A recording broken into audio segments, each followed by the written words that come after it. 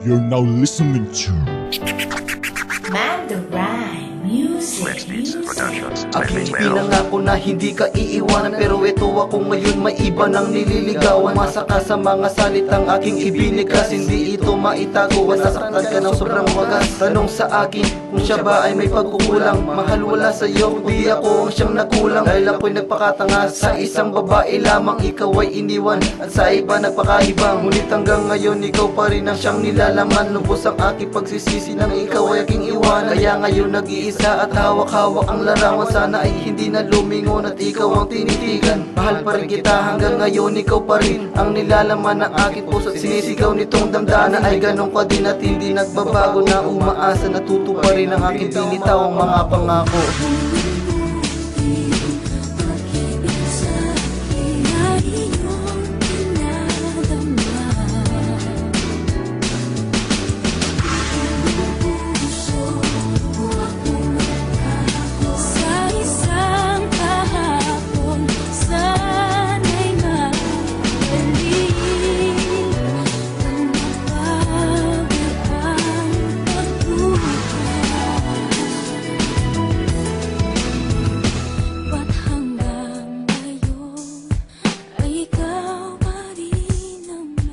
Noon akala ko sa atin ay walang magbabago. Mahal kita, mahal mo ko, ayun na din pinangako sa isa't isa. Kaya sumulat pa ng kanta upang maipadama na mahal pa rin kita. Ngunit sa di inaasahan ay naakit ang tanga. Pinakaw lang kita, mas pinili ko pa ang iba. Kaya tuluyan ng iba, nag-iba ka na sa akin. Ang ating malambing, tuluyan naglamig sa akin. Puso ko ay sugatan, tila ba nagsusumaho. At ang tulak ng bibig, pangalan mo inaasam ko. Kung alam mo lang kasi, labas ko ng pinagsisihan. Hanggang ngayon ikaw pa rin ang tangi ko na kailangan. At alam ko rin naman na mahal mo pa ako. Bakit di natin hayaan puso natin magkabuo? Na kailangan mo ako at handa ko maipadama nung ikaw at ako na palaging masaya.